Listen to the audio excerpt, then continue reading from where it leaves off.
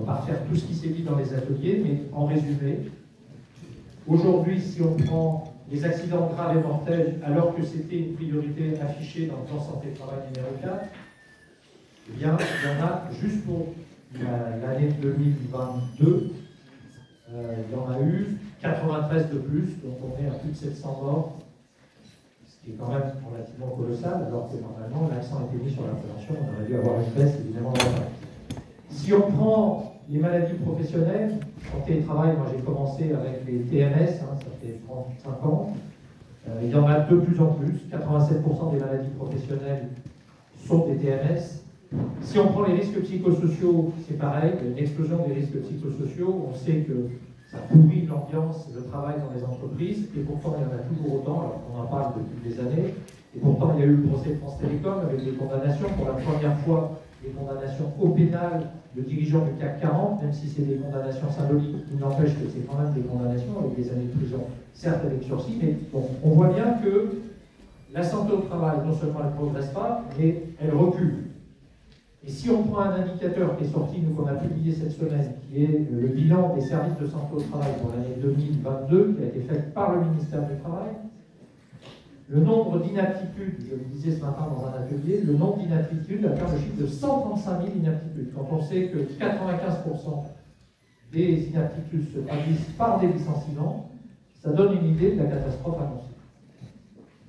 Et je ne vous parle pas de ce qui va se passer, évidemment, avec le recul de l'âge de la retraite. Voilà le bilan. Alors, une fois qu'on fait ce bilan, la question, première type de question, c'est qu'est-ce que ça dit de la prise en charge syndicale, militante, qu'est-ce que ça ne dit pas, et qu'est-ce qu'il faudrait faire pour inverser la tendance.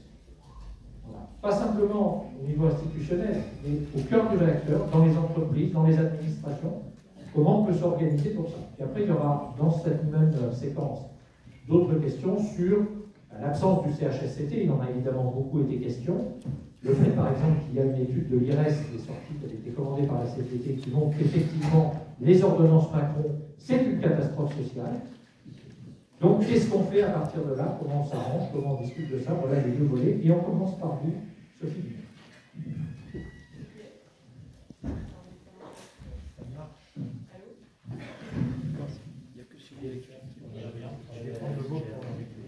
Donc la question c'est qu'est-ce qu'on fait? Ok. D'abord, qu'est-ce qu'on fait? On commence par sortir les morts et les accidents du travail de l'invisibilité. Parce qu'aujourd'hui, il y a un grand scandale, c'est qu'on a une hécatombe au travail, c'est 2 à 3 morts par jour en fonction de la façon dont on compte.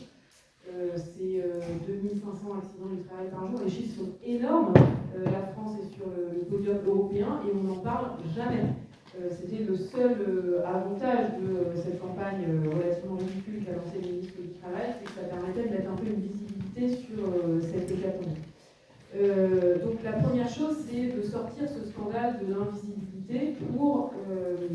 c'est la stratégie qu'on a eue sur les violences conjugales, les féminicides, c'est la stratégie des féministes, qui a plutôt bien fonctionné de ce côté-là pour montrer que ce ne sont pas des faits divers, des faits isolés, mais c'est un problème systémique qui est lié à l'organisation du travail.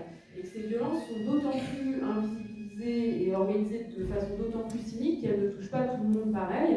Elles touchent essentiellement les salariés de la sous-traitance, elles touchent plus les ouvriers employés que les cadres. Enfin, les cadres sont touchés différemment, ils vont être touchés plus par... les affections psychiques et toutes les pressions mentales, mais sur la portalité et en partie les actions du travail ne sont pas touchées pareil. Ça va toucher plus les intérimaires, ça va toucher beaucoup les jeunes, ce qui est un scandale. On imagine parfois, quand on ne connaît pas le sujet, que c'est plus des personnes seniors qui sont un peu fatiguées et donc qui vont avoir des accidents ou des soucis au travail, mais ce n'est pas du tout le cas, c'est plutôt des jeunes en pleine santé, en pleine forme physique qui sont touchés. Pourquoi? Parce qu'ils ne connaissent pas forcément les procédures de sécurité et surtout qu'ils n'ont pas l'assise nécessaire dans l'entreprise pour pouvoir dire non et pour pouvoir imposer de faire autrement. Donc la première chose, c'est on sort de l'invisibilité, on en fait un sujet politique pour montrer que ces violences sont systémiques. Et ensuite, la deuxième chose, c'est on montre qu'il n'y a aucune fatalité, c'est absolument pas inévitable, et quand on veut faire autrement, on peut. La preuve, ailleurs en Europe, les autres font mieux. Alors il faut faire attention parce que les chiffres parfois ne sont pas calculés pareil, donc il y a aussi des chiffres qui sont en trompe-l'œil. Mais l'expérience qu'on a eue grâce aux JO, comme sur les Jeux Olympiques, on a bien fait comprendre qu'ils étaient au cœur des projecteurs médiatiques et que tout mort au travail aurait un énorme retentissement médiatique. Comme la CGT s'est battue pour qu'il y ait une exemplarité sociale et environnementale, tout n'est pas encore là, on va en parler après. Il reste quelques petits soucis à régler. Et bien grâce à ça, on a obtenu une charte sociale des Jeux Olympiques qui a permis que les chantiers de construction des JO soient traités de façon complètement différente, avec des droits et prérogatives supplémentaires pour les représentants du personnel, avec un accès systématique au chantier, des heures de délègue supplémentaires, des détachements supplémentaires, des réunions de suivi de chantier organisées systématiquement avec tous les sous-traitants, et c'était nous qui faisions les comptes rendus de visite systématiquement devant tout le monde, un contrôle accru des inspections du travail. Comme il n'y a pas eu de moyens supplémentaires, les inspecteurs et inspectrices du travail qui ont plus contrôlé les chantiers JO ont moins pu contrôler les autres, donc c'est un problème. Mais en attendant, le point intéressant, c'est que ça montre, CQFD, vous allez me dire, est-ce qu'on avait besoin des JO pour montrer ça, mais au moins on a cette expérience, ça montre que quand il y a plus de moyens pour les représentants du personnel, quand il y a plus de moyens pour l'inspection du travail, eh bien, il n'y a pas eu de mort sur les chantiers JO et les accidents du travail ont été divisés par 4. Donc on voit que quand on met le paquet en termes de moyens, ça change la donne en termes de résultats. Et puis les autres mesures structurelles à prendre, c'est évidemment la sous-traitance qui est un facteur de risque très important. D'abord parce que ça déresponsabilise les donneurs d'ordre et parce qu'on se retrouve avec à la fin le lampiste qui est lâché par les multinationales et qui se retrouve lui qui est poursuivi au pénal alors que ce sont les multinationales qui sont responsables des conditions de travail. Et puis la sous-traitance, c'est un facteur aggravant parce que ça désorganise en profondeur les collectifs de travail qui n'existent plus de fait. Et donc ça rend quasiment impossible tout travail de prévention, de formation. Ça empêche, on sait que les gestes professionnels, ils ne s'acquièrent pas tout seuls, ils s'acquièrent aussi en collectif. On travaille d'une façon parce qu'on sait que le collègue à côté travaille d'une autre. Et en général, quand il y a un accident du travail, ce n'est pas le fait d'un individu tout seul, c'est qu'il y a eu un dysfonctionnement dans la façon collective de travailler. Sauf que quand il n'y a pas de collectif de travail, parce que c'est des intérimaires ou des entreprises sous-traitantes, c'est un facteur de risque très fort. Facteur de risque aussi parce que quand on est dans une entreprise sous-traitance, on a souvent moins de droits collectifs, moins de syndicats implantés et moins de capacité de se défendre. Et puis le dernier aspect important, c'est les sanctions. Parce qu'aujourd'hui, il y a une impunité trop totale qui fait qu'il y a un calcul cynique d'un certain nombre de directions. Oui, la prévention, ça coûte cher, et on l'assume totalement. Et le problème, c'est qu'aujourd'hui, la prévention, ça coûte plus cher que la réparation, que le fait d'avoir des accidents, puisqu'il y a très peu de condamnations, et quand il y en a, elles sont à un niveau cosmétique. Donc il faut durcir considérablement les sanctions, les renchérir à tous les niveaux, pour forcer les boîtes à investir dans les politiques de prévention. Merci Benoît.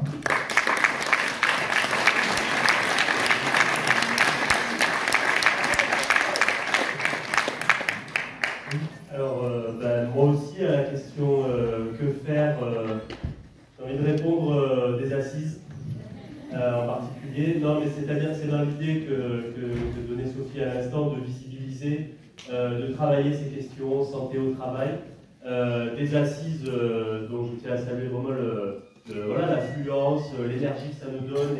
Et on a parlé de pratiques syndicales, on a parlé défense du salariat en général. Et donc je pense que ça nous donne aussi de l'énergie. Et effectivement, il faut que ces questions soient traitées, soient mises sur le devant de la scène, soient visibilisées, parce que trop souvent, effectivement, on a une absence de prise de conscience de leur caractère syndical. Donc, faire apparaître la réalité, faire payer les employeurs publics, y compris, je vais y revenir, et aider les personnels eux-mêmes à faire reconnaître le lien qu'il peut y avoir entre le travail et une pathologie. Le premier axe d'action, ça doit être absolument de travailler en prévention primaire, comme on dit. C'est-à-dire ne surtout pas aboutir à une situation où on viendrait compenser, colmater une situation de travail dégradée par des dispositions qui viennent après, mais bien être dans la disposition où on combat l'organisation du travail qui le rend pathogène. C'est ça la prévention primaire, c'est-à-dire détruire le risque, supprimer le risque, faire en sorte qu'il n'existe plus. Trop souvent, on est amené, syndicalement, on nous amène, l'administration, les employeurs, nous amènent à rendre acceptable une organisation du travail qu'ils considèrent comme meilleure parce que plus productive, plus rentable, etc. Il ne s'agit pas de rendre acceptable le stress au travail, le néo-management, les pressions qui peuvent s'exercer sur les salariés. Il s'agit de les supprimer dans nos interventions syndicales. Et ça, c'est important. On parle de prévention primaire parce que ça veut dire effectivement agir en amont. Mais je pense que ça, c'est un des éléments importants qu'il faut retenir sur nos interventions en santé au travail. Sur l'état des lieux, alors pour ce qui concerne la fonction publique, nous, on n'est pas concernés par le plan de santé au travail qui peut exister. En tout cas, il ne découle pas d'un accord, mais pour nous, c'est une sorte de feuille de route décidée unilatéralement, qui a été établie en mars 2022 et qui contient de très nombreuses mesures qui doivent être mises en œuvre avant 2025. Mais la FSU, dans le cadre intersyndical complet dans la fonction publique, avait déclaré que ce plan était d'une telle insuffisance qu'il était indigent, parce qu'en réalité, il ne faisait que rappeler un certain nombre de mesures légales et d'obligations normales de l'employeur qui ne sont déjà pas mises en œuvre et sans prévoir de contraintes sur les employeurs pour les mettre en œuvre. Et donc dans la fonction publique, on a des employeurs qui, dans une proportion importante, ne mettent pas en œuvre la réglementation et qui en outre ont de moins en moins les moyens de le faire avec les restrictions budgétaires qui sont toujours plus grandes, on le sait. Et ça donne par exemple le fait que concernant les accidents du travail, dans la fonction publique, leur recensement est très déficient. On a des données très parcellaires qui sont issues éventuellement des données que peuvent nous fournir les caisses de retraite, la CNRACL, etc. Mais c'est très parcellaire, c'est très compliqué d'avoir accès à une connaissance fine du phénomène. Il y a eu quand même une amélioration de la législation en 2017 avec l'inscription dans la loi de l'accident de service et de trajet pour les fonctionnaires, ce qui a permis de faire mieux reconnaître certaines situations. Et sans avoir d'enquête exhaustive, ce qu'on constate, c'est une augmentation de la reconnaissance, mais ça a été dit également, des risques psychosociaux. Alors, est-ce que ça relève d'une meilleure prise en compte de cette problématique, une meilleure conscientisation, ou, mais c'est sans doute les deux, de la montée du risque lui-même, et c'est probablement beaucoup plus la montée de ces risques psychosociaux qui fait qu'on en recense plus, qui fait qu'on intervient plus dessus, et qu'au final, ils sont mieux reconnus, effectivement.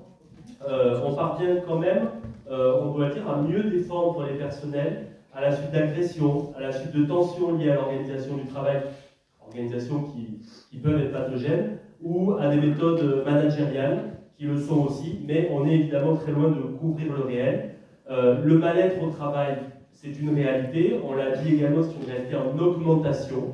Donc on a effectivement une question et un problème systémique. Le mal-être au travail, on le voit par de multiples indicateurs. J'en rajouterai simplement un, qui est tout simplement le nombre de démissions, la hausse des demandes de rupture conventionnelle. Et donc, pour inverser la tendance, il faut aussi recréer le pouvoir d'agir dans les instances et pour les agents, mais j'en reparlerai. Merci.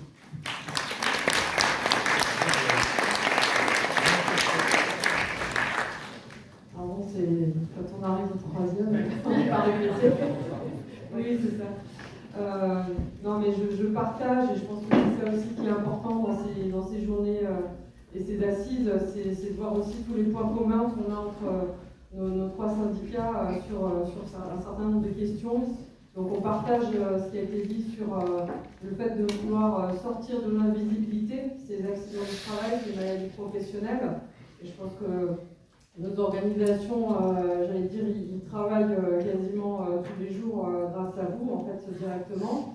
Il y a aussi ce qu'on partage sur ce que tu viens de dire aussi, Benoît, sur la prévention, faire le lien directement aussi avec les travailleurs, les travailleuses sur ces questions-là, pour aussi faire prendre conscience de leurs conditions de travail, la question des sanctions aussi, qui me paraît assez centrale, et celle des luttes. Alors moi je voulais quand même revenir sur aussi le fait que ce qui me frappe, c'est que, et sûrement ça a été dit au cours de cette journée, ce qui me frappe en fait, c'est qu'on est passé quand même d'une phase où on a vraiment mis en place des outils, des instances, on a véritablement reconnu ce sujet des conditions de travail dans toutes ses dimensions, y compris les RPS. Et à cette période-là, c'est succédé vraiment celle où on est repassé vers des lois qui ont minoré et qui ont vraiment raboté tout ce qui était instance et possibilité d'agir. Ce qui prouve que quelque part, peut-être ce gouvernement, mais aussi les employeurs derrière, parce que je pense qu'il faut avoir ça en tête, il y a eu aussi une pression assez incroyable pour que justement tout ce qui avait été mis en place fonctionne à minima et pas complètement. Donc je parle évidemment de la mise en place des CSE, la réforme de la médecine du travail, des lois de travail et accompagner tout ça d'un siphonnage des droits. Donc évidemment qu'il y a une bataille peut-être à reprendre aussi sur ces questions-là et mettre au cœur aussi de notre communication qu'on est passé de cette phase entre guillemets optimiste sur les conditions de travail à quelque chose qui aboutit au constat aujourd'hui que vous avez fait. On pense pour Solidaire aussi que, et on va en parler assez longuement parce qu'on a notre congrès fin avril, qu'il s'agit de faire des instances aussi, des outils au service de l'action syndicale. C'est à la fois avoir des réflexions sur le CSE qui doit avoir la maîtrise du droit d'alerte et du vote des expertises par exemple, donc des choses assez concrètes, le rétablissement des CHSCT, je pense que ça a été dit largement, mais aussi peut-être leur donner un pouvoir coercitif plus important. Et ça nous semble intéressant d'avoir ces revendications aussi pour que les instances reprennent aussi le pouvoir. Mais tout ça, évidemment, ça ne se fera pas non plus sans rapport de force. Et je pense que Sophie l'a dit largement. Je pense qu'on va y revenir aussi dans les interventions, donc je ne vais peut-être pas faire très long là-dessus. Mais sans rapport de force, c'est compliqué pour tous les sujets, vous le savez bien. Donc il faut à la fois peut-être lier ce sujet des conditions de travail avec ce qui est porté aussi sur les questions de salaire, avec aussi ce qui se passe dans l'actualité. Tu as parlé des Jeux Olympiques et je pense que c'est effectivement quelque chose qui rencontrait les choses et qui donne une lumière particulière sur cette question des conditions de travail. Je pense qu'il y a la question de l'unité syndicale qui n'est absolument pas neutre et qui peut aussi être porteuse dans ce rapport de force. Et je pense que, par exemple, des campagnes à mener collectivement, notamment peut-être sur les accidents de travail et les maladies professionnelles, pour avoir aussi une complète et intégrale indemnisation de tous les préjudices, ça peut être quelque chose aussi qui parle directement en fait à tous les travailleurs et travailleuses.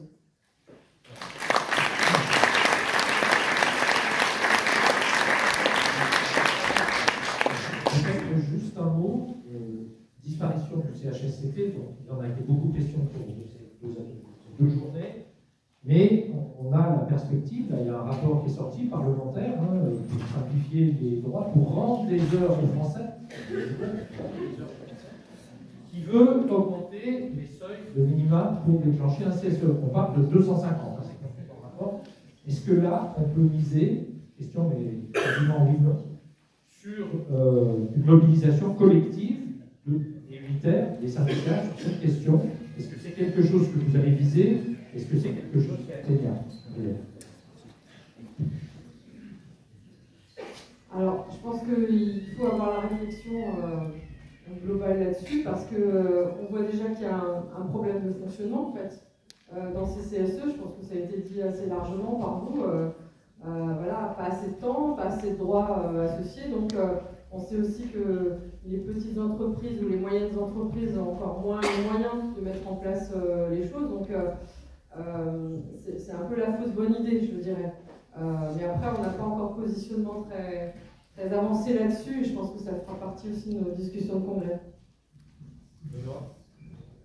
Ça concerne moins le privé. Oui, on peut penser que ça s'égalisera très vite. Du coup, je vais répondre vraiment très vite, parce qu'effectivement, il y a eu une logique d'égalisation. Les ordonnances Macron, elles se sont traduites aussi d'une certaine manière par la loi TFP de 2019, qui a fusionné les instances pour essayer plus ou moins d'en faire quelque chose qui ressemble davantage au privé. C'est-à-dire pour la fonction publique, alors pour la fonction publique, il y avait moins sans doute de capacité d'expertise, de capacité d'ester en justice. Donc d'une certaine manière, on y a moins perdu. On y a perdu dans le passage du CHSCT à la FSST, on y a perdu surtout de l'indépendance d'action, hein, puisque les délégués sont de l'une et de l'autre instance, de la FS et de l'instance plénière. Donc on y a perdu. Et donc on doit pouvoir s'inscrire dans une logique de reconquête de droits de haut niveau, de capacité d'expertise, de capacité d'avoir un regard spécifique sur toutes les questions d'organisation du travail en matière de santé et de sécurité.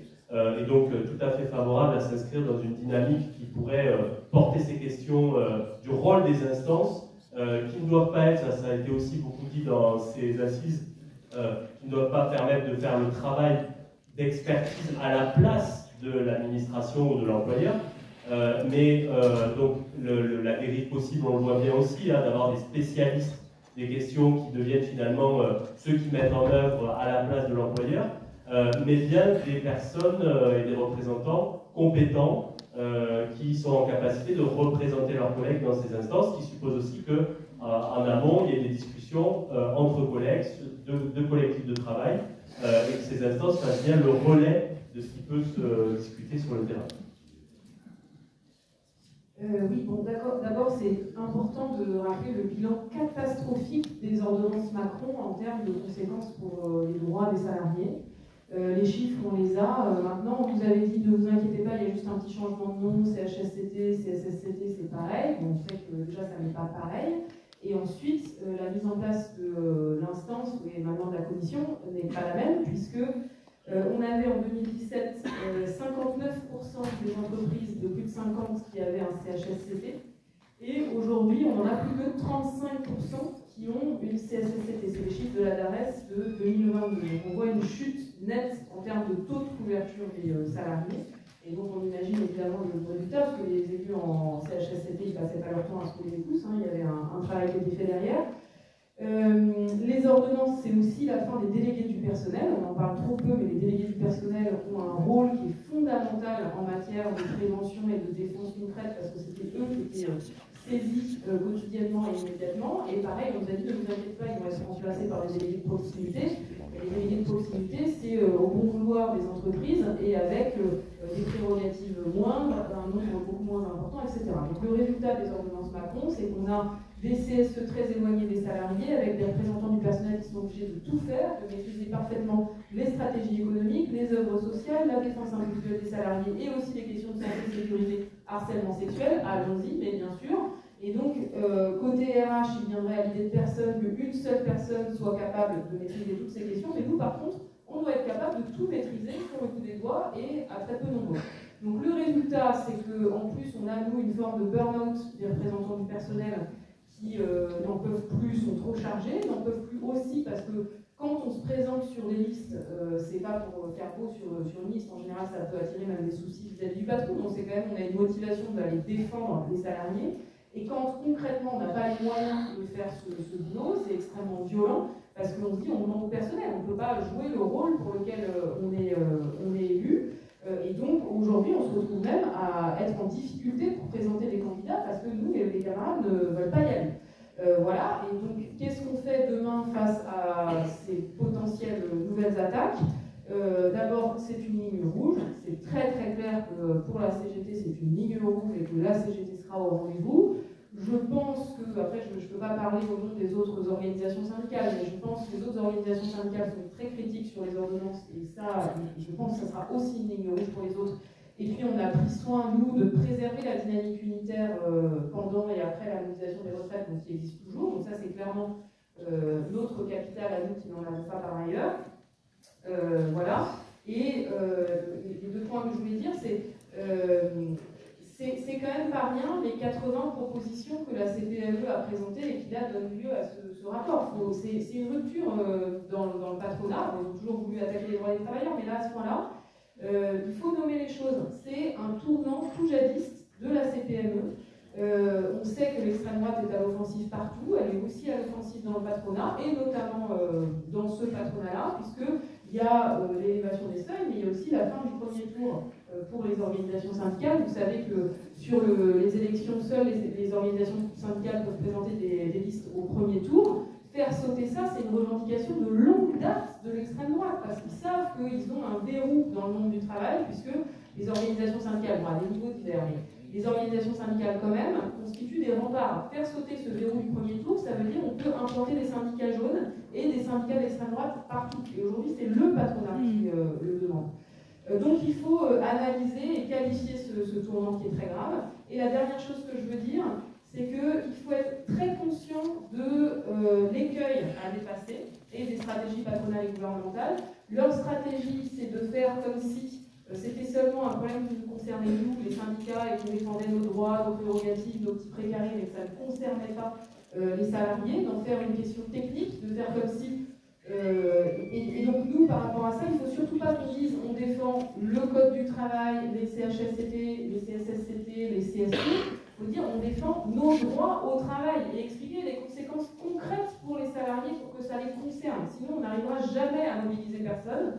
Le code du travail, c'est pas, on ne va pas se lever pour faire grève et manifester pour défendre le code du travail. C'est bon, un petit livre, il a beau être rouge, voilà. Par contre, défendre nos droits au travail, voilà, c'est complètement différent. Il faut être en capacité d'expliquer très concrètement à quel point pour les salariés de petites entreprises, et d'ailleurs pas si petites, parce que ça serait toutes les moins de 300, enfin au moins 250, ça serait une catastrophe en termes de recul. Dernier tout petit point, attention aussi, j'attire votre vigilance, le rapport parlementaire, c'est très drôle et plus royaliste que le roi, puisque la CPME dans ses propositions, c'est seulement, entre guillemets, remonter le seuil de 50 à 100, et dans le rapport, c'est à 250. Bon, on connaît les stratégies de chiffon rouge.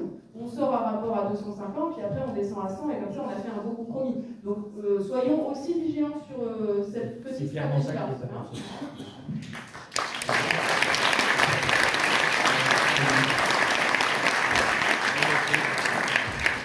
Le deuxième thème qu'on voulait aborder avec vous, c'est le travail des femmes, l'invisibilité ou l'invisibilisation des risques de leurs risques professionnels et de leurs conditions de travail. Donc, quelques jours après la journée internationale de lutte pour le droit des femmes du 8 mars et avant les rencontres intersyndicales qui auront lieu début avril, donc les assises pendant ces 2 jours ont beaucoup discuté du travail des femmes et des risques spécifiques d'atteinte à leur santé qui sont aujourd'hui largement invisibilisés.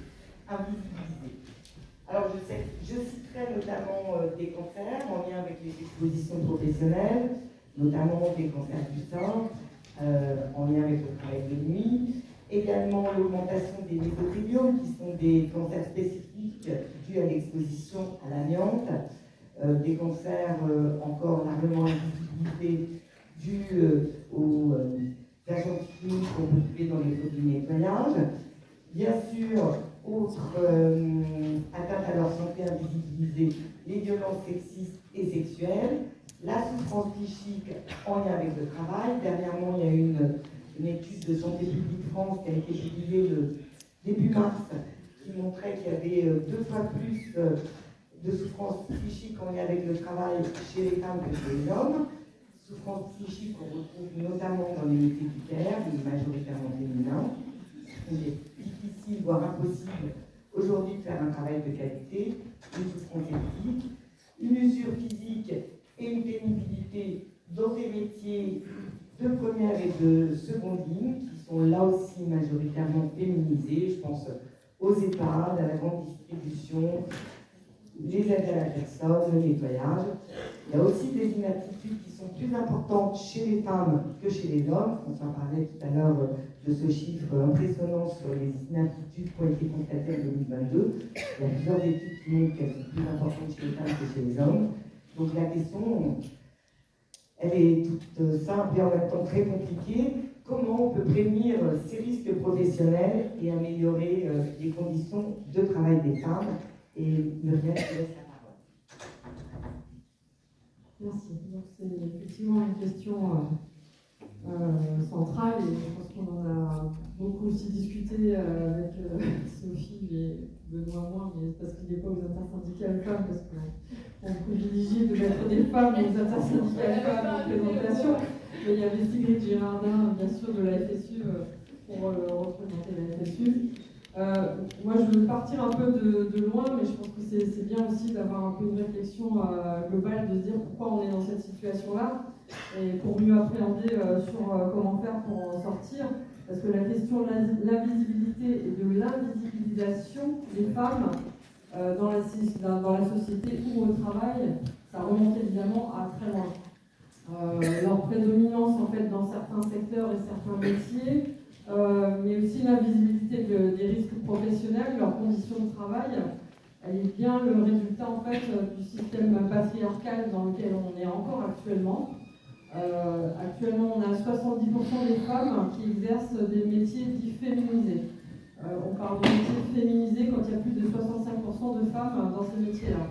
Donc, vous les connaissez, hein, c'est les métiers du soin, de la santé, de l'éducation, du nettoyage, des services et aussi une partie de l'administration. Où en fait, historiquement, hein, on pense que les femmes ont des qualités dites naturelles par rapport aux hommes. De soigner, d'éduquer, d'éduquer les enfants, de s'occuper de toute la partie nettoyage de la maison, des tâches ménagères, etc. Et en fait, par rapport à ces qualités naturelles, ce qui s'est traduit concrètement, c'est qu'elles sont concentrées dans des métiers qui sont peu reconnus socialement, malgré le focus qu'il y a eu dernièrement avec la période du Covid, sur les premières de corvée, en première ligne. Mais c'est surtout des métiers qui sont très mal rémunérés, aux horaires parfois très difficiles, elles subissent du temps partiel, particulièrement dans ces métiers-là. Et ça s'accompagne en fait évidemment d'une sorte de trou noir sur ce qu'on peut comprendre ou voir de leurs conditions de travail et les spécificités intrinsèques à ces conditions de travail. Donc, en fait, il y a deux choses assez fondamentales qui peuvent être faites, pas forcément spécifiquement sur la question des conditions de travail, mais qui sont en lien et pour lesquelles, en fait, Solidaire, mais les autres syndicats aussi, ont déjà pas mal bataillé, mais il faudrait encore sortir un peu plus sur ce sujet-là. C'est d'abord sortir les métiers féminisés de la précarité. Nous, on revendique en fait une revalorisation salariale immédiate de ces métiers-là en priorité. Ça peut pas être la seule petite prime en fait avec la pression gentille du gouvernement sur certains employeurs, mais il faut vraiment un plan social sur ces questions des métiers les plus féminisés et voir peut-être un jour si on peut porter des revendications communes très forte en visibilité sur la question. On voit aussi que ce qui a été fait sur les services publics ces dernières années, c'est assez catastrophique. On pense au secteur de l'éducation, mais aussi de l'hôpital. Il faut un réel statut des AESH, il faut que dans les EHPAD, à l'hôpital, il y ait des embauches pour que ces métiers dits féminisés et les conditions de travail des femmes par là même, mais aussi des hommes en bénéfice, on dira aussi, s'améliore et change de tout au tout. Donc, évidemment que la dégradation des conditions de travail, elles ont découlé de cet abandon des missions de service public et de ces métiers-là, et que les risques organisationnels sont très importants dans ces secteurs. Par ailleurs, il faut aussi genrer systématiquement nos revendications sur les conditions de travail, nos analyses, pour acclamer aussi cet angle genré dans nos enquêtes à tout niveau. Il faut que les choses bougent réellement. Et moi, je fais un petit parallèle avec ce qui se passe actuellement aussi sur les droits à congé menstruel ou hormonal. Ça bouge, ça concerne aussi directement et très concrètement les femmes dans leurs conditions de travail. Et ça peut être aussi une entrée particulière pour avoir une réflexion plus globale, pour qu'il y ait une vraie vision genrée et une vraie prise en compte du genre dans les conditions de travail.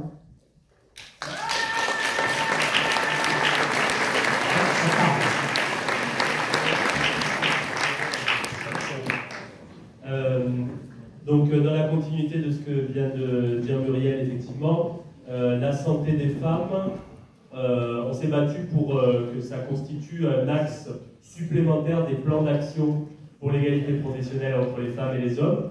C'est en train de devenir un axe dans les ministères, dans les collectivités territoriales, là où on négocie des plans d'action, parce qu'effectivement, Muriel a employé l'expression de trou noir, c'est un champ inexploré, il y a beaucoup de choses qui n'ont pas avancé sur la question, probablement aussi parce que les syndicats ne se sont pas emparés spontanément et assez tôt de ces questions-là, donc on est en train aujourd'hui de bouger pour avoir des revendications à la fois très concrètes, effectivement, le congé menstruel par exemple, et hormonal, c'était bien de le rappeler,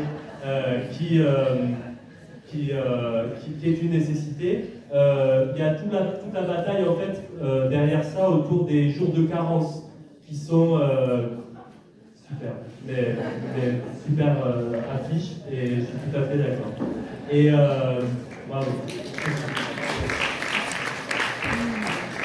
Ouais, mais ça fait partie des conditions de travail très concrètes, de la spécificité de la santé des femmes à prendre en compte. On a obtenu qu'il n'y ait pas de jour de carence en cas de VSS. On a obtenu qu'il n'y ait pas de jour de carence en cas de fausse couche. Évidemment, ça n'exclut pas de se battre globalement contre les jours de carence, mais il y a effectivement à travailler là-dessus.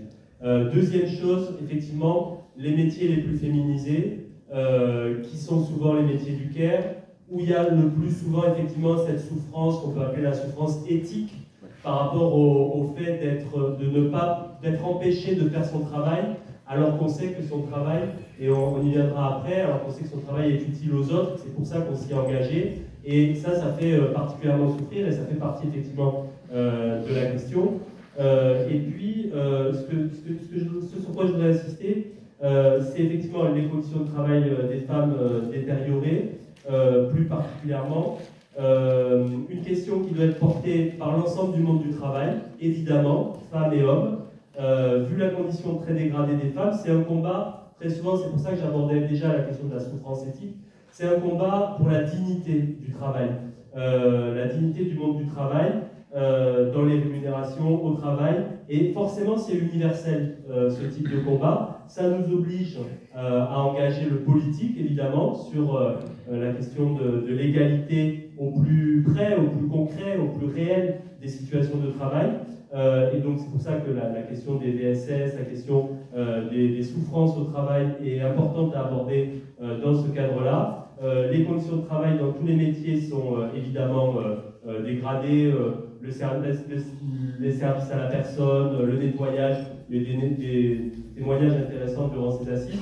Et il y a aussi, dernière chose, à regarder quelque chose dans les métiers à prédominance masculine, ou à l'inverse peut-être, ou en miroir en tout cas, les outils ne sont pas toujours calibrés pour les femmes. Dans l'encadrement, on peut aussi parler d'une forme de maltraitance à cause d'une mise en concurrence et avec le miroir du fait que dans certains métiers, les qualités naturelles censées être celles du care, du soin à l'autre, etc., sont considérées comme étant féminines. À l'inverse, les qualités d'autorité, de direction sont plutôt attribuées aux hommes, d'où les difficultés aussi pour les femmes dans ce cadre-là d'imposer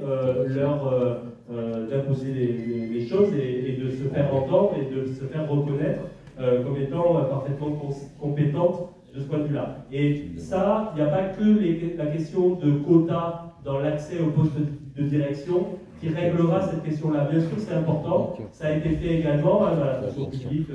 Il y a des représentations équilibrées nécessaires dans les postes de direction. C'est une bonne chose. Mais la question, c'est aussi de travailler au plus concret des réalités professionnelles, notamment pour défaire ces représentations sur les qualités naturelles et adapter les outils pour avoir véritablement l'égalité professionnelle.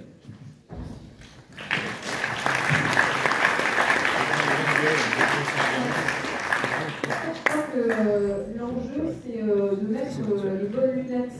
Et les lunettes pour voir les problématiques de santé spécifiques aux femmes, c'est des lunettes à double foyer. Donc c'est pas parce que. Bref. Parce que le problème, c'est qu'il faut d'abord le foyer sur l'invisibilisation liée au rapport de classe. Donc on a parlé tout à l'heure sur tous ces accidents du travail, ces morts au travail qui sont invisibilisés parce que c'est le monde du travail et encore plus les plus précaires. Et puis le deuxième foyer, c'est les problématiques spécifiques aux femmes, elles sont encore plus invisibilisées. Pourquoi? Parce que comme les femmes sont concentrées dans des métiers dévalorisés parce que féminisés, parce qu'en fait, c'est ce que disait Muriel, c'est-à-dire on considère que ça n'est pas des métiers, en fait. On a du mal. Déjà, la première bataille, c'est se faire reconnaître comme professionnel. S'occuper d'enfants, c'est pas la nature des femmes, c'est un métier. Et donc, à partir du moment où on ne considère pas nos métiers comme des métiers, la pénibilité, c'est pas de la pénibilité, en fait, c'est notre nature. Écouter des cris d'enfants à longueur de journée, mais c'est pas pénible, c'est très agréable, les cris d'enfants. Voilà, évidemment, je le sais. Porter des personnes, c'est pas pénible du tout, c'est l'amour de porter des personnes dépendantes. Oui, tu parles, on a tendance à taire. Mais ce qui est frappant, c'est qu'il n'y a pas du tout les mêmes dispositifs de prévention et d'aménagement des conditions de travail pour ceux qui portent des sacs de ciment, où là on voit bien qu'ils pèsent 25-50 kg, 75 kg, et puis celles qui portent des personnes dépendantes qui peuvent peser le même poids, voire plus, et pour lesquels il n'y a aucun aménagement de conditions de travail ou reconnaissance de la pénibilité. Donc, premièrement, il y a une méconnaissance de la pénibilité des métiers féminisés. Donc, j'ai parlé du port de personnes. On peut aussi parler du port de charges cumulées. On sait qu'une caissière, à la fin de la journée, elle porte le poids d'un éléphant, mais comme elle ne le porte pas d'un coup, en fait, c'est comme si elle ne le portait pas. Sauf que la conséquence, c'est la même, c'est des gestes répétitifs, et ça n'est pas pris en compte. C'est pour ça que dans le fameux C2P, le compte professionnel de prévention, il n'y a plus de pénibilité. Ça, Macron a surtout caché ce mot que je ne saurais entendre. Et donc, ce compte, il concerne déjà très peu de salariés, c'est 3 000 par an, même pas, qui peuvent partir en départ anticipé. Mais c'est à 75% des hommes parce que les critères sont indirectement discriminants. Donc, c'est très important de mettre les lunettes et de se dire est-ce qu'on a bien tout regardé et est-ce qu'on a bien regardé la pénibilité des métiers féminisés. Deuxième raison pour laquelle il faut mettre les lunettes, c'est pour voir ce que disait Benoît, à savoir les problématiques spécifiques aux femmes dans les endroits où elles sont minoritaires, dans les métiers masculinisés. Faire la mixité des métiers, ça ne se décrète pas, ça se construit, et ça nécessite de changer les conditions de travail, ce qu'en général les patrons refusent de faire, parce que ça leur coûte de l'argent. Changer les conditions de travail, c'est aussi offrir des garanties de sécurité pour les femmes, et c'est tout bête, ça commence par les vestiaires et les toilettes.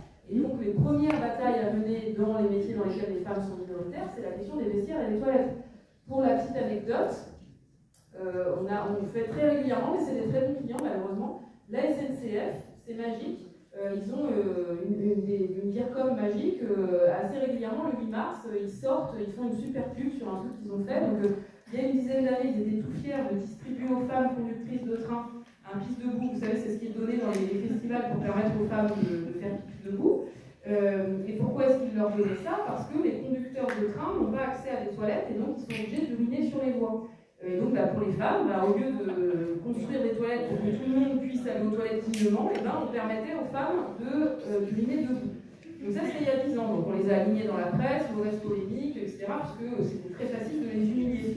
Et 10 ans après, ils nous ont refait le coup, là c'était pas les pistes debout, c'était les culottes menstruelles. Ils étaient tout fiers de dire on est très moderne, on distribue aux femmes conductrices de train des culottes menstruelles, toujours pour ne surtout pas construire des toilettes en bout de voie ou permettre aux conducteurs de train d'avoir un toilette à forte proximité pour leur permettre d'avoir accès à des toilettes dignes. Et là, on voit à travers cet exemple combien la féminisation du métier de conducteur de train, qui a été gagnée grâce à la CGT, puisqu'on a mis un registre d'embauche et on a pu montrer qu'il y avait des discriminations à l'embauche, combien c'est un levier pour tout le monde, puisque les hommes, ça leur fait pas particulièrement plaisir de devoir uriner sur les voies. Ensuite, mettre les lunettes, ça veut dire regarder les problèmes spécifiques aux femmes. Donc c'est effectivement la question des règles, c'est la question de la ménopause, ça c'est un tabou complet, et c'est aussi la question de la maternité, parce que aujourd'hui, pour de très nombreuses femmes, c'est pas possible d'être enceinte. La France est un des pays européens qui a le congé maternité le plus court, et ça on en parle très peu. Il n'y a aucune aménagement des conditions de travail. Il y a quelques années, la CGT avait médiatisé un scandale de fausse couche au travail avec une caissière qui s'appelle Aïlé, qui est caissière dans le 93. Et à partir du moment où on a médiatisé ça, on a eu plein de témoignages de caissières qui nous disaient mais moi aussi, etc. Donc il y a un drame des fausses couches au travail, notamment pour celles qui ont des conditions de travail plus pénibles, qui n'ont aucun aménagement leur permettant de travailler tout en étant enceinte. Et puis enfin, mettre les lunettes, c'est voir la problématique là, spécifique aux femmes, les violences sexistes et sexuelles, sur lesquelles il y a une problématique spécifique au travail, sur laquelle les pouvoirs publics refusent de travailler, parce qu'au travail, on a un double problème. On a des rapports de domination femmes-hommes, qui en plus se superposent aux rapports d'exploitation, aux liens de subordination. Les violences au travail, elles ne sont pas liées au fait de pervers isolés. En général, ceux qui se permettent d'agresser, d'être auteurs d'agressions sexuelles, ils ont un rapport hiérarchique avec, ou de domination au sens large avec les femmes. Et en fait, c'est une histoire de pouvoir au fond de cela. Et donc sur les violences sexuelles, il y a plein de choses qu'il faudrait mettre en place pour mettre fin au fait que 30% des femmes sont victimes de violences sexistes sexuelles au travail, à commencer par l'adoption, la mise en place réelle de la Convention 190 de l'Organisation internationale du travail que le mouvement syndical a gagné. Ça, c'est une magnifique bataille que les organisations syndicales ont menée au plan mondial. Ça a commencé en 2014, donc c'était avant MeToo. On s'est coordonné au plan mondial pour gagner une loi mondiale contre les violences au travail, donc une norme de l'Organisation internationale du travail. On a réussi à ce que ça soit adopté en 2019. La France l'a ratifiée, elle était forcée, mais elle refuse de mettre en place son contenu en disant c'est bon, le droit français est déjà conforme, ce qui est complètement faux. Et donc, dedans, ce que nous voulons, c'est obtenir des obligations de formation et de sensibilisation, obtenir plus de moyens pour les représentants du personnel, obtenir des droits pour protéger les femmes victimes de violences conjugales, pour qui la première conséquence, c'est souvent d'être licenciées parce qu'elles ne sont pas protégées contre le licenciement et que pour échapper à leur conjoint violent, elles ne peuvent plus venir au travail parce qu'ils sont sûrs de les retrouver au travail. Donc, il faut bien leur permettre d'avoir des droits à mobilité, à congés payés, etc., pour pouvoir s'organiser. Voilà le type de bataille qu'il faut qu'on mène ensemble pour mettre fin à ces problématiques spécifiques aux femmes. Merci.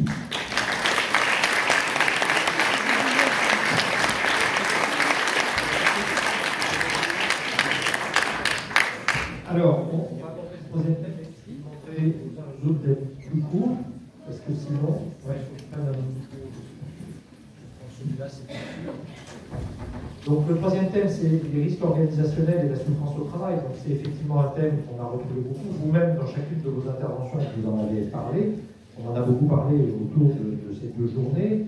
Et comme je le disais en introduction, certes, il y a eu la condamnation de France Télécom, qui a marqué les esprits, mais pour autant, il y a toujours, même à France Télécom d'ailleurs, des méthodes de management qui n'ont pas beaucoup évolué et qui posent quand même toujours un certain nombre de problèmes et de questions.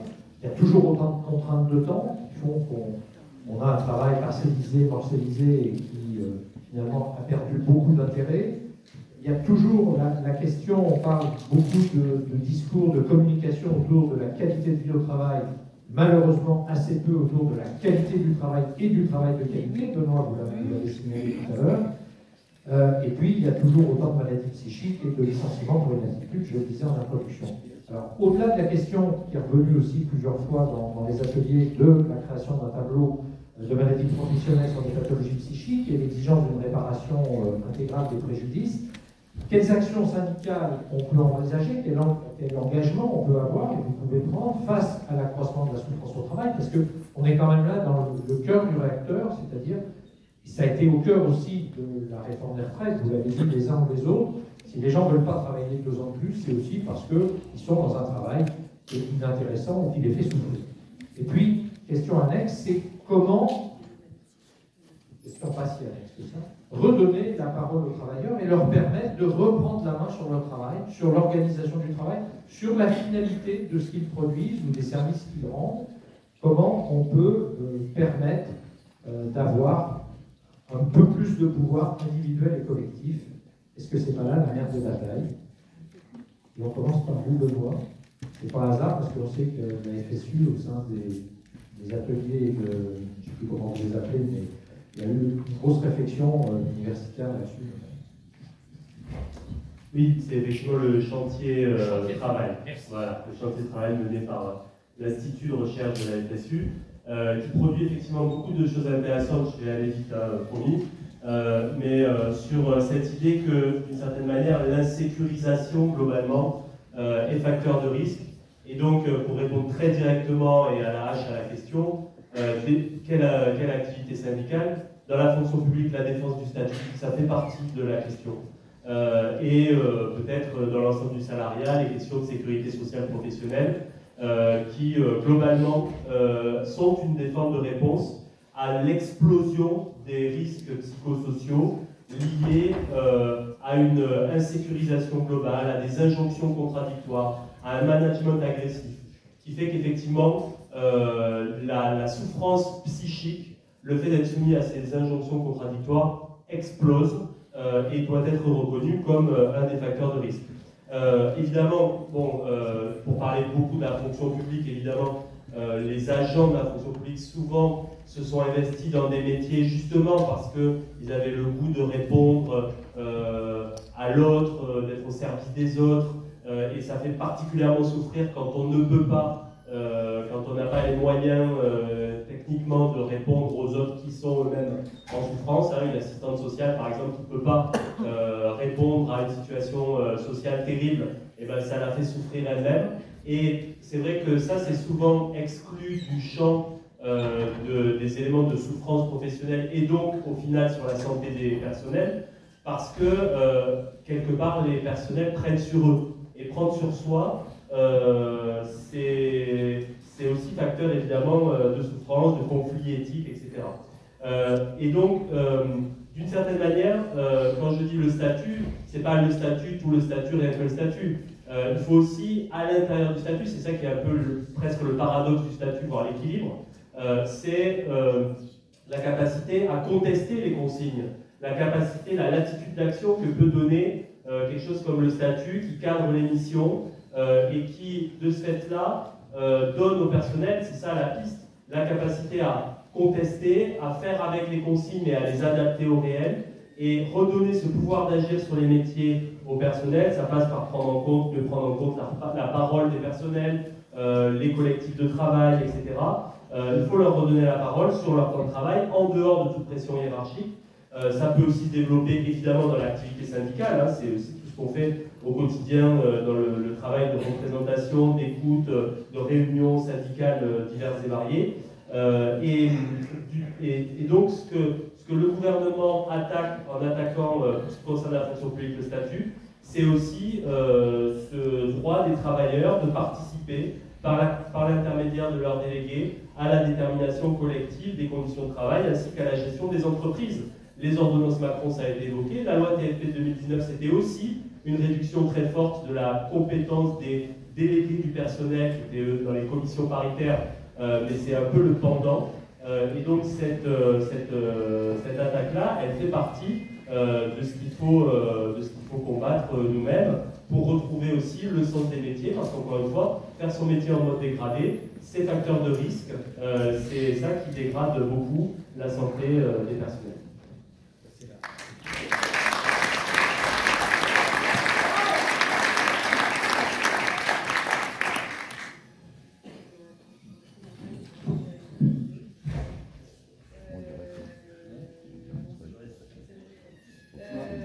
Non, peut-être si on. Deux choses. D'abord, tu posais la question quoi de neuf après France Télécom. Donc France Télécom, c'est quand même un coup de tonnerre pour le patronat, mais c'est un peu comme le départ, tout changer pour ne rien changer. Et donc justement, pour ne rien changer au cœur du réacteur, on change l'habillage. Et donc sur l'habillage, évidemment, il y a une novlangue managériale, et donc plus jamais personne ne dirait par tous les moyens on les sort par la fenêtre ou par la porte. C'est trop beau comme phrase, la phrase était trop claire, donc plus jamais on aura ça. Ensuite, on organise une dissimulation à vaste échelle en faisant venir des cabinets, etc. Comme ça, si on est poursuivi, on peut dire mais non, regardez, on avait des politiques de prévention, il y avait des cabinets, il y avait des choses qui ont été faites. Et puis enfin, le dernier point, c'est pour, exonérer le cœur du réacteur, on va attaquer le lampiste. Et d'ailleurs, c'est ce qu'a fait, c'était la défense du PDG à l'époque, de dire qu'il y avait des cadres dysfonctionnels. Non, il y avait un système managérial qui était fait pour produire ces effets-là. Donc aujourd'hui, la situation est plutôt plus compliquée parce que on a une opération de dissimulation. Le patronat s'est organisé pour pas qu'il puisse faire le deuxième procès contre l'école. Pour résumer la situation, ce qui est très intéressant, c'est qu'avec la DARES, on peut comparer les conditions de travail sur 40 ans, avec les mêmes questionnaires sortent pendant 40 ans. Et donc, quand on compare sur 40 ans, on voit que le travail s'est considérablement intensifié, qu'il y a beaucoup moins d'autonomie et beaucoup plus de contraintes extérieures sur le travail, et ça c'est même un peu contre-intuitif, le travail est plutôt beaucoup plus répétitif aujourd'hui qu'il ne l'était hier. Et donc, si on résumait, on pourrait dire moins autonome, mais beaucoup plus responsable et beaucoup plus productif. Et c'est ça qui crée derrière la souffrance mentale, puisqu'on a une responsabilité qui individualise considérablement, mais il n'y a pas les marges de manœuvre qui vont avec la responsabilité. Alors, que faire? D'abord, il faut des droits, à commencer par exemple, le droit sur son temps de travail de se réunir avec ses collègues pour parler de son travail sans ses hiérarchiques, ou entre hiérarchiques, parce que c'est aussi très important de penser au manager et de permettre aux managers de se réunir entre eux, sans les personnes qu'il et elle encadrent, pour qu'ils puissent parler en toute liberté de leur travail. Deuxième élément, c'est nous, d'un point de vue syndical, il faut qu'on ancre nos batailles syndicales à partir de la défense du professionnalisme, qui aujourd'hui est fondamentalement remis en cause par le Wall Street Management, qui soumet le travail à des objectifs chiffrés de dégager de la valeur pour l'actionnaire et qui progressivement vide le travail de son sens avec tout le monde doit remplir des tableurs chiffrés sur combien tu as fait de rendez-vous, qu'est-ce que ça a, etc. Tout est soumis à des indicateurs chiffrés qui ne correspondent pas à l'éthique professionnelle. Et donc nous, pour la mobilisation syndicale, partir de l'enjeu de pouvoir bien exercer son métier, d'abord c'est mobilisateur et ça permet de casser l'individualisation de ces réflexions et d'avoir des stratégies collectives qui est déjà une phase d'émancipation importante.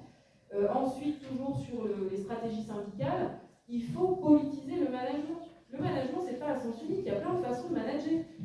Et politiser le management, ça permet justement de dire ce sont des choix politiques, on veut en débattre. On veut que les IRP puissent débattre de telle ou telle méthode de management et est-ce qu'on ne pourrait pas faire autrement. Et ça permet d'éviter les stratégies des directions de dire il y a des managers qui dysfonctionnent, mais par contre, le management, il n'y a pas d'alternative comme Thatcher. Oui, il y a des alternatives, il y a plein de façons de manager différemment et on veut en débattre. Et on peut aussi avoir des propositions. Les organisations syndicales, on doit jouer sur l'ensemble du terrain de jeu. Et donc, nous aussi, on peut dire comment est-ce qu'il faudrait bien organiser le travail et bien manager. Ce n'est pas seulement les directions d'entreprise qui ont le monopole sur comment on organise le travail et le management. Et puis enfin, sur la question justement des salariés qualifiés à responsabilité qui ont de plus en plus de responsabilités et de moins en moins d'autonomie. Donc quand on est cadre, on peut finir au pénal devant les tribunaux. C'est par exemple ce qui est arrivé, vous vous souvenez de l'accident de Bretigny ferroviaire qui a fait une quinzaine de morts. Qui est-ce qui est allé devant les tribunaux? Au début, ce n'était pas la SNCF, c'était le jeune manager de proximité qui avait 30 ans, qui était depuis 6 mois sur ce poste. Tout le monde savait qu'il n'avait pas les moyens pour sécuriser la voie, mais comme il n'avait pas envoyé les alertes, il ne s'était pas sécurisé, il avait fait ce qu'on attend de lui, c'est-à-dire ce qu'attendent les directions. Un bon cadre, c'est celui qui dit tout va bien, je vais bien, il n'y a pas de problème. Et donc il faisait ça, il avait 30 ans le beau mieux. Donc c'est important, en lien avec la responsabilité professionnelle des salariés, de leur permettre de pouvoir faire autrement. Quand on est responsable, on doit pouvoir dire non et on doit pouvoir avoir une capacité d'alternative. Donc on se bat pour avoir un droit de refus d'alerte et d'alternative garanti dans un cadre collectif.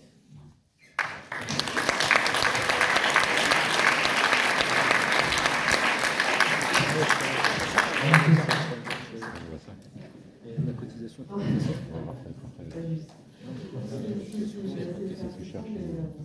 Je pense qu'il faut qu'on ait des outils qui parlent.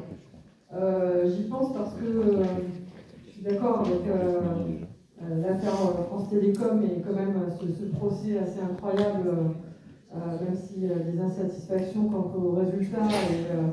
Il y a quand même l'idée qu'il n'y a plus l'impunité qu'il y avait auparavant, même si les batailles elles sont longues et très difficiles. Et moi je veux quand même faire référence au film. Alors je ne sais jamais dans quel sens, par la fenêtre ou par la porte, enfin voilà. Voilà. Je pense que c'est notamment un film qui devrait être en fait montré partout, qui pourrait servir d'outil très concret en fait et faire venir. Notamment dans les écoles de formation. Voilà aussi. Pour les petits vieux, de 35 ans qui je pense que c'est un film qui montre excellemment en fait le lien entre aussi l'action syndicale et cette bataille juridique. Et je pense que là, on est aussi au cœur d'une question qui touche plein de dossiers sur la question de conditions de travail, parce que je pense aussi à l'amiante, où il faut absolument lier en fait nos actions syndicales, juridiques, et ça veut dire faire les liens aussi avec les associations, les experts, et comment parler aussi concrètement aux travailleurs, travailleuses. Je pense que c'est par des outils comme ce type de film que ça peut vraiment aussi faire bouger les choses. Après, il y a les choses, des batailles revendicatives, hein. Je pense qu'il y a aussi complètement un biais, et il faut absolument maintenant un tableau sur les maladies psychiques qui prennent énormément de place et qui sont tellement invalidantes aussi, invisibles aussi parfois. Je pense qu'on peut avoir aussi peut-être des réflexions communes sur ce qu'on pourrait faire concrètement. Alors moi, on a remonté un petit mot des assises pour dire que, par exemple, Bernard Tepper avait eu de Convergence Service Public, avait l'idée, par exemple, de faire de la bataille en fait des AT-MP quelque chose de concret et qu'on pourrait porter dans le cadre du PLFSS 2025. Alors voilà, c'est concret, on peut y travailler, donc je pense que c'est des choses comme ça qui peuvent aussi faire avancer. Je rejoins bien sûr ce qui a été dit aussi sur l'importance de réinvestir les collectifs de travail et de les recréer quasiment, parce qu'on sait bien que le management et puis le capitalisme tout court fait tout ce qu'il peut entre le télétravail et l'intelligence artificielle pour casser ce qu'on appelle un collectif de travail. Donc le recréer, ça veut dire aussi avoir des réflexions particulières, et je pense aussi au livre de Thomas Coutron sur ces questions-là qui est assez central. Voilà, je ne fais pas plus long, mais je pense qu'en fait il y a plusieurs pistes et il faut les investir toutes.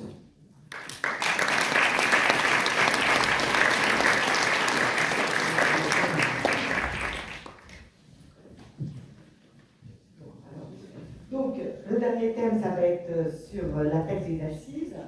Donc, vous avez pris connaissance de l'appel des assises qui a été adopté ce matin avec quelques petits ajouts d'après ce que j'ai pu entendre, mais bon, la trame restait, enfin, le principal restait la même, identique. Donc, parmi toutes les propositions formulées, quelles sont celles qui vous paraissent, pour chacun de vos organisations, les plus importantes ou qui sont prioritaires? D'autre part, cet appel insiste sur la nécessité de rassemblement sur tout le territoire le 25 avril prochain à l'occasion de la Journée mondiale de la santé et sécurité au travail de l'OIT. Est-ce que vous pensez qu'il soit possible d'élargir cette mobilisation à d'autres organisations syndicales? Enfin, l'appel annonce la poursuite du travail en commun avec la mise en place d'un réseau de soutien aux luttes, une campagne sur les accidents du travail qui doit démarrer, je crois, en juin. L'organisation d'assises dès 2025 pour en faire un événement annuel comme les rencontres de l'intersyndicale femmes. Donc, est-ce qu'on doit en conclure que vos organisations respectives font de la santé au travail une priorité? Voilà, donc je laisse la parole à Sophie, mais je crois que Gérald, tu voulais dire quelque chose en plus. Ouais, c'est peut-être aussi, pour une fois qu'on a nos dirigeants, nos unions syndicales interprofessionnelles, peut-être faire notre liste de courses en rappelant que quand même cette initiative, elle est assez incroyable. Elle est appelée par nos organisations syndicales, c'est le fruit des fois pour certains de 20 ans de rencontres, 15 ans, 5 ans, par exemple Benoît nous parlait de Notre-Dame, de cette rencontre avec les associations de victimes, etc. Et c'est vraiment une initiative après d'autres, après les états généraux de 2016, après les appels plusieurs fois dans le ministère, etc. Et c'est une initiative, c'est important, qui vient de la base, des collectifs syndicaux associatifs. On est extrêmement, je suis un peu ému, mais extrêmement ravis que nos instances nationales, interprofessionnelles ou confédérales, c'est plutôt un mot qu'on utilise à la CGT, désormais soient dans cette démarche-là. Il faut articuler le travail à la base et le travail au sommet. Et donc, du coup, peut-être qu'on peut compléter la question de Joël.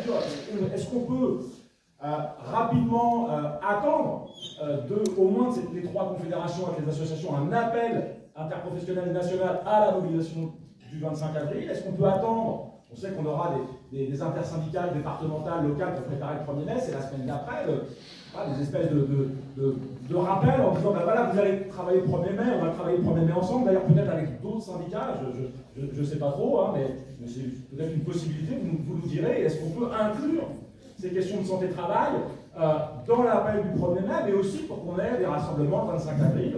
Voilà, c'est peut-être ça qu'on peut aussi vous poser comme question.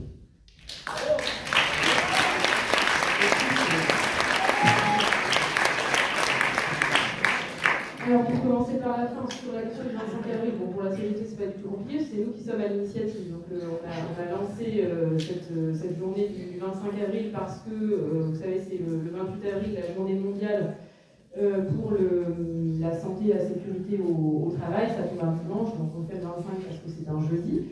Donc plus ça s'élargit, plus on est content évidemment, donc c'est très bien. Et effectivement, il faut être au rendez-vous et en faire un rendez-vous annuel beaucoup plus fort que ça l'est d'habitude pour justement politiser cette question de la santé au travail, mettre en avant nos revendications, politiser la question des accidents au travail et des morts au travail, etc. etc. Sur la question du 1er mai, notre objectif c'est de gagner le 1er mai le plus unitaire possible et le plus large possible. On va avoir une intersyndicale prochainement. Et puis, on va travailler avec les autres sur quelles sont les problématiques. D'abord, est-ce que les autres organisations syndicales sont ouvertes à la construction d'un 1er mai unitaire, et puis ensuite, sur quelles problématiques. Mais ça, c'est un travail de construction unitaire. Moi, je ne peux pas m'engager sur ce point. C'est évidemment là où la CGT fait le 1er mai depuis que le 1er mai existe et avant même qu'il existe.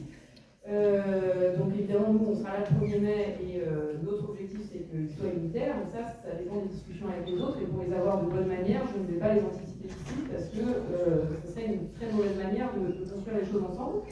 Et puis, enfin, sur la question de l'appel, félicitations pour votre dynamique. Mais moi, je ne parle pas en mon nom propre, mais au nom de mon organisation. Cet appel n'a pas du tout été débattu dans la CGT. Donc je ne peux pas me positionner sur l'appel sans avoir eu de débat dans le cadre de nos instances. Sur ce que dit Gérald, sur croiser la base et le sommet, les instances, ce n'est pas seulement le sommet, les instances, c'est le cadre des organisations démocratiques qui permettent de prendre des décisions. Et on a quelques mauvaises expériences de décisions qui ont pu être prises en dehors des cadres. Donc là, on ne s'amusera pas à prendre des décisions en dehors des cadres et à engager la CGT sans qu'il y ait eu un débat large avec ces organisations. Par exemple, dans la plateforme, il y a le fait de dire à chaque fois qu'il y a un accident au travail ou un mort au travail, on s'engage à faire ça. Moi, je ne peux pas vous dire là, oui, on va s'engager à faire ça, sans que ça ait été débattu avec la CGT, avec ces organisations, ces syndicats, etc. Donc ça, c'est un débat à avoir. Et vraiment pour que les choses fonctionnent d'expérience, il faut que ça soit débattu et pas imposé par l'extérieur, parce que ça complique les choses. La référence est faite aux intersyndicales femmes, et donc avec Muriel, on connaît bien les intersyndicales femmes, puisque ça fait quasiment 25 ans qu'elles existent. Et sur les intersyndicales femmes, ce qui fonctionne très bien, c'est que chaque année, on se retrouve avec des thèmes de réflexion, etc., qui nous tirent. Mais jamais on a fait adopter d'appel des intersyndicales femmes sans les débattre ensemble auparavant et les travailler ensemble auparavant. Je mets ce petit point de vigilance, parce que ça, sinon ça ne va pas fonctionner.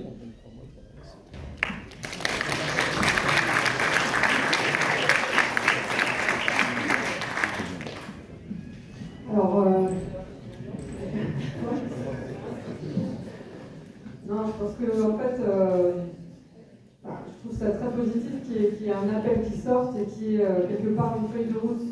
Les feuilles de route, elles sont là aussi pour être travaillées, parce que avoir un appel, en fait, c'est aussi avoir le défi que, en gros, on se l'approprie collectivement dans nos organisations. Là, je rejoins un peu Sophie dans ce qu'elle dit, c'est-à-dire que là, on est chaud bouillant, et je pense que c'est vraiment super qu'on sorte avec cette feuille de route, avec plein de dynamiques, etc. Nous, on est sur le 25 avril, on sera dans le 25 avril. On lance dans la foulée aussi une campagne sur les ATMP, et ça c'est clair aussi pour Solidaire. Mais effectivement, l'objectif, c'est bien qu'il y ait une appropriation au sein de Solidaire et qu'il se passe des choses concrètes en fait. Le 25, Bon, on sera une partie dans notre congrès, mais on trouvera aussi les modalités et tout le monde ne va pas au congrès, bien sûr. Et après, sur la question de l'élargissement aux autres syndicats, on a un des acquis, je dirais, de la mobilisation interpro sur les retraites, c'est de continuer en fait à se voir en intersyndical élargi et d'avoir des échanges assez réguliers en fait sur un certain nombre de sujets. Donc évidemment, ce sujet-là, je pense qu'il fait partie des choses qui peuvent être complètement transversales dans nos organisations, et je pense qu'on sera porteur et porteuse en fait de ces questions-là aussi dans nos discussions avec l'intersyndicale, même si évidemment on ne peut pas s'engager là pour d'autres organisations ce soir. Moi, je voulais vraiment saluer vraiment ces 2 journées-là, qu'effectivement, il faut, comme les intersyndicales, que ça se poursuive. Ça se construit, les intersyndicales, on construit ça quasiment 1 an à l'avance, donc c'est vraiment un énorme boulot, et je sais que cet énorme boulot, il a été fait aussi pour ces 2 journées qui sont, voilà, déjà un succès. Il y a énormément de choses à mettre en avant. Je ne vais peut-être pas faire très long parce que je pense qu'on a dit pas mal de choses. Il faudrait quand même dire aussi un mot sur l'importance de la formation de tous les militants et militantes sur ces questions-là et avoir justement une réflexion dynamique et politique de la question des conditions de travail. Moi, ça me paraît vraiment central, mais cet appel, voilà, il prend en compte toutes ces dimensions-là et je pense que ce sera une feuille de route sur laquelle s'appuyer et sur laquelle nos organisations vont s'appuyer.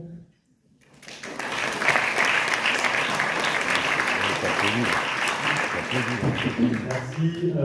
Pas beaucoup plus de choses à dire que ce que vient de dire Muriel et de ce qu'avait dit avant Sophie sur la force que nous donnent ces assises. J'ai dit au début, pour nous, du coup, le statut de l'appel, c'est l'appel issu d'une réunion de militantes et de militants, de travailleuses, de travailleurs engagés sur ces questions-là, et donc ça a un statut de feuille de route pour la suite d'une certaine manière. Et on en partage les revendications, parce que ça a été élaboré effectivement ici. Donc on trouve cet appel intéressant, dynamisant. Ce qu'on en retient surtout, et donc on va le populariser et populariser les travaux de ces assises. Ce qu'on en retient, ce sont les éléments mis en avant en termes d'enjeux de démocratie. Quelque part, tout ce qui est dit dans cet appel, c'est le déni de la parole des travailleuses et des travailleurs. Et donc l'enjeu, c'est bien, dans la continuité d'ailleurs de ce qu'on avait mené au moment du mouvement des retraites, c'est bien de mettre en visibilité la réalité du travail, les revendications en termes de santé, de sécurité, et derrière ces revendications, il y a l'enjeu de la place du monde du travail contre le capital. C'est aussi simple que ça, c'est un enjeu de civilisation, de démocratie, en difficulté aujourd'hui, et qui, contrairement à ce qu'on pourrait parfois laisser croire, la démocratie, elle s'est arrêtée, elle a continué de s'arrêter aux portes des entreprises, des administrations, et ça, il faut continuer, nous, notre combat, pour faire en sorte que la parole des travailleuses et des travailleurs soit entendue, et donc donner un écho à ce qui a pu se passer ici, qui est véritablement un événement. Je pense que le rassemblement, l'affluence, le nombre, la qualité des échanges font que ça nous donne de l'énergie. Et je conclurai par là, je pense que le fait de se donner un rendez-vous annuel, c'est quelque chose qui me semble très intéressant, qui doit être élargi. Et donc, effectivement, pourquoi pas réfléchir, nous on n'a pas non plus de mandat précis en l'état, mais on va l'avoir assez rapidement. Pourquoi pas réfléchir effectivement à un rendez-vous annuel autour de cette question de la santé et de la sécurité au travail à l'occasion de la journée mondiale. Et je pense qu'effectivement c'est un bon point d'ancrage pour toutes ces luttes que nous menons toutes et tous au quotidien. Voilà.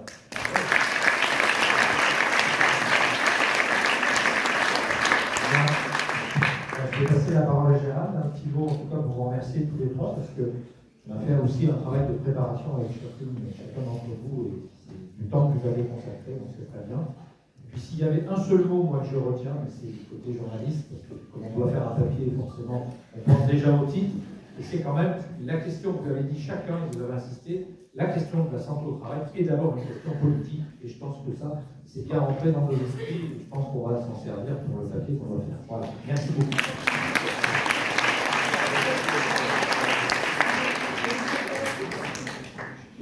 donc quelques mots pour finir ces 2 journées. Ça sera des conclusions, je vous dirai dans quelques instants. D'abord, effectivement, un remerciement à toutes celles et tous ceux qui ont permis ces 2 journées, ces 2 journées, ces 3 journées, puisqu'il y avait le 18 octobre aussi, d'ailleurs, dans cette dynamique.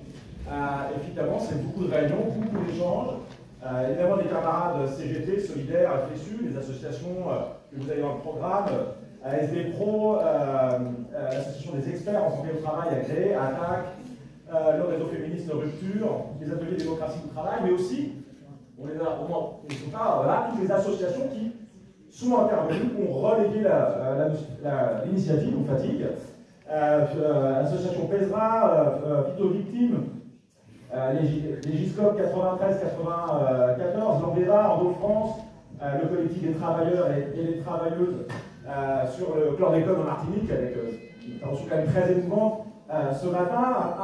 Évidemment, l'ensemble des intervenantes, on pense à ceux qui ont introduit les discussions, quand même, c'est une 60aine d'introductions, mais tous ceux et celles qui sont venus prendre la parole, témoigner, poser des questions, dire voilà, leur expérience, leur combat, qui est effectivement particulièrement important, et en rappelant que voilà, toutes les contributions nous seront utiles pour alimenter le site. Voilà, ça c'est extrêmement important. Remercier le personnel de la mairie de Paris quand même qui nous permet d'utiliser cette bourse de travail. Les camarades, petit service d'ordre discret, je ne sais pas si vous avez remarqué, mais quand même, voilà, il y a des bagages surveillés, on ne sait jamais. Évidemment, les camarades, j'espère camarades techniciens et techniciennes, donc Isabelle et Stéphane,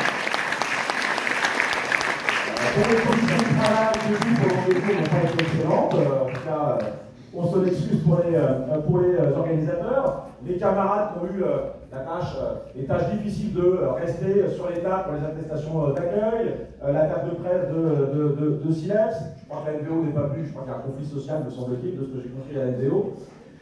Évidemment, que ce soit Sophie, Benoît, Muriel, de leur présence, mais aussi, effectivement, François et Joël, et peut-être aussi pour rappeler, à s'abonner au site Santé et Travail. Vous savez que la revue papier a disparu. Il y a des enjeux économiques, il y a peut-être aussi des enjeux d'indépendance, effectivement, du site qui peuvent se poser. Et je crois que ce serait un geste fort qu'on utilise, nos syndicats, nos CSE, etc., pour effectivement aujourd'hui avoir un site, avoir une presse indépendante de l'État et du patronat sur les questions de santé travail. Alors évidemment, beaucoup de remerciements, justement. Je suis pas toujours d'accord avec François, mais voilà. Donc voilà, c'est pas des conclusions, c'est le début d'une nouvelle aventure collective. Alors on a évidemment le 25 avril dans le viseur, c'est dans un mois et 10 jours. Et voilà, on verra ce que font. Voilà, il faut respecter les instances. Là, je pense qu'on n'a pas de souci. En tout cas, il n'y a pas de volonté de dépasser ça. En tout cas, voilà, je pense qu'il faut impulser les choses. Je pense que chacune à notre niveau, dans nos unions locales, départementales, il faut qu'on pose la question effectivement des rassemblements. Avant ça, on aurait une réunion du collectif d'animation. On est assez peu. Voilà, ça sera le 9 avril. Je vous invite en tout cas à faire remonter chacune, ça va nous aider votre propre bilan en quelques lignes. Voilà, les ateliers, ça aurait été bien comme ci, comme ça. On sait que c'est trop court, on sait qu'on a plein d'envies. Il nous faudra des guides, des modèles de ci, cela, des numéros de téléphone de qui peut nous aider, etc. Faites-nous remonter ce bilan. Le 25 avril va arriver vite. Il y aura le 11 juin à la maison des métallos le lancement de cette campagne sur le titre, je l'ai perdu, mais c'est pas très grave, lancement de la campagne Travailles-tu, le travail d'écrit, etc. Qu'on va travailler. Et puis, il y a toute une série d'initiatives qu'on va relayer. Dans quelques semaines, il y aura un rassemblement d'Austerlitz suite à un accident de travail mortel sur le chantier des JO. J'en oublie sûrement le 10 septembre, il y aura à l'initiative de l'intersyndicale de l'inspection du travail un rassemblement dans le ministère, me semble-t-il, pour les maintenants de l'assassinat de Sylvie Prémouille et de Daniel Duclerc, pardon, je fatigue, inspecteur du travail et contrôleur de la MSA assassinés dans le cadre de l'exercice de leurs fonctions. Et puis, le réseau, voilà, le réseau permanent, c'est autre chose que l'équipe d'animation. On a, dans les interventions, on a vu des camarades avec de l'expérience, l'expérience de vos combats. On a besoin de syndicalistes, de juristes, de militants associatifs qui sont là, qui nous aident, qu'on puisse effectivement de monter ce réseau d'entraide permanent. Voilà, on sait que c'est un peu un truc de fou furieux, mais voilà, en tout cas, c'est ce qu'on va essayer de faire. Et donc là, je pense qu'on peut tout et tout y contribuer, chacun en fonction de notre temps disponible et de nos compétences. Et bien écoutez, continuons le combat, hein, comme on disait, voilà, ce n'est qu'un début, continuons le combat.